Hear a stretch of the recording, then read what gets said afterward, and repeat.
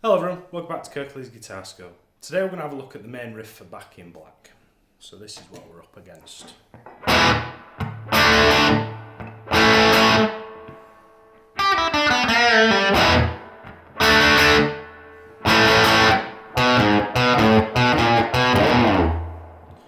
So let's break it down. So to start with, I'm going to play three chords, which are the three chords for the song: E major, D major, and A major. Now I'm going to play the first E major, and we're only going to play this once, and I'm going to play it like a karate chop. I'm going to play the chord, and then I'm going to use the base of my palm to mute the strings. Can you see this over here, this little 7 looking thing? That's called a rest. So I'm going to play the E, and then I'm going to mute it after I've played it. See what I did there? Play the chord, dampen it with my hand. Now you don't have to straighten your fingers out, I'm just over exaggerating the motion. But as soon as I've played it, I mute it. Then we're going to go to a D chord, and I'm going to play down, up, down. And again, you see the little 7 looking thing, the little quaver rest down here. As soon as I've played that, I'm then going to mute it again. So I've got down, up, down. Followed by an A major chord, which is the 3 stood on top of each other on the 2nd fret. And I play the 3 and mute it. E, D, D, D, A, A, A.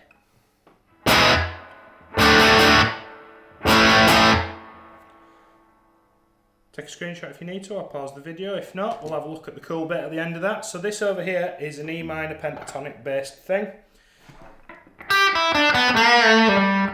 Now I elect to play this with my ring finger using the 3rd frets on the B and the high E, and then my middle finger on the 2nd fret. You can use index and middle if you want. Personally, this is the way that I've always done it. So I'm going to play the 3rd fret with a downstroke on the high E. I'm then going to let go of the string and then pick it with an upstroke to get the open string. I'm then going to mirror the exact same motion above it with 3, then 0, down, up, and then with my middle finger I'm going to press the 2nd fret of the G and see how the bend goes up and then comes back down.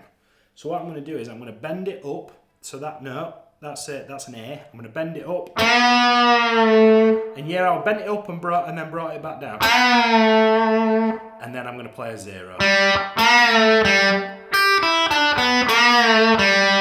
Now you can pull off to the 0, sometimes Angus does that. I might do that if nobody's watching too closely, or you can pick it. Either way is fine.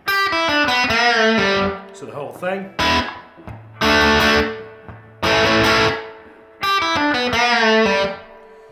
Take a screenshot if you need to. If not, bar 3 is exactly the same as bar 1. And then we've got this weird sort of reciprocal riff over here which goes. So let's break that down. I've got that in a separate slide. So I'm going to play that. That's a B note on the 2nd fret of the A string.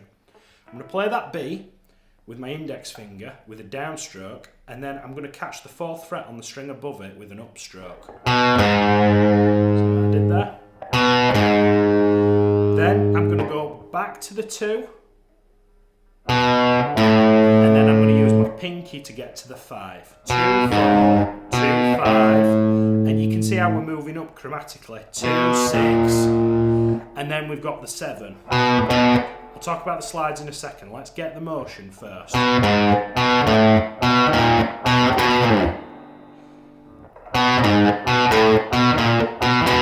So that's called a pedal tone. When it goes back to one note, every other note is the same note. We call that a pedal tone. In this case, it's a B.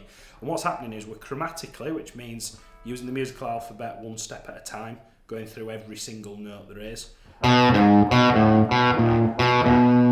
then we're starting from a G sharp and going all the way up to a B.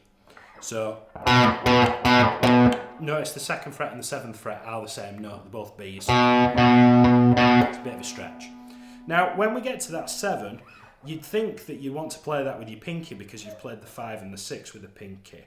Actually, I'd rather that you did it with your ring finger and you slide up from 2 frets below. So you're going to slide from 5 into 7 and then back out. And you're sort of going to tie that into the motion of going back down to the neck to start all over again. And as you get to the bottom of the neck, you should have your ear ready to start all over again. So, looking at that.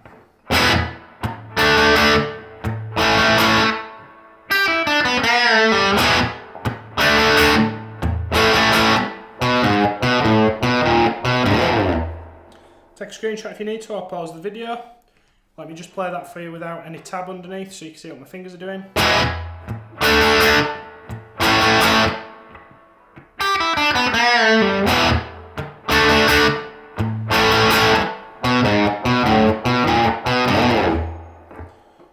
So I hope that was helpful. If you've got any suggestions for stuff that you'd like me to cover, please let me know in the comments.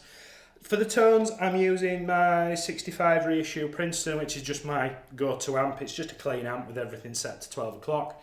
I've then put a Sir Riot overdrive stroke distortion pedal in front of it. It's what they call a Marshall in a box. It's supposed to make a Fender amp sound like a Marshall. And I think the main takeaway from tone, not necessarily particular settings, because what sounds good in my room won't sound good in yours. I don't use too much gain. If you use so much gain, it sounds like a wasp in a jar. You'll never sound like Angus, okay? Angus's sound is pushed Marshalls, and I think everybody's got a sound in their head that an overdriven Marshall is actually a lot more overdriven than it actually is. The sound is not actually that distorted.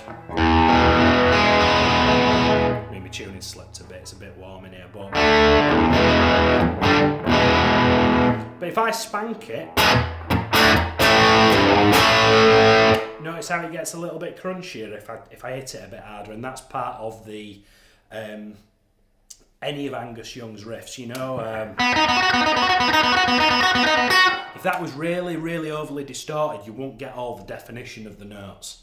So I think it's worth noting that whenever you're trying to sound like AC/DC, I mean, I've got the gain on something like 9 o'clock, there's next to none at all, and it's more the aggression from me picking a little bit harder that's getting you that tone. So hopefully that's helpful. Let me know if you're struggling with that, and I'm pretty active in the comments. So I'll catch you next week. Thank you very much for watching.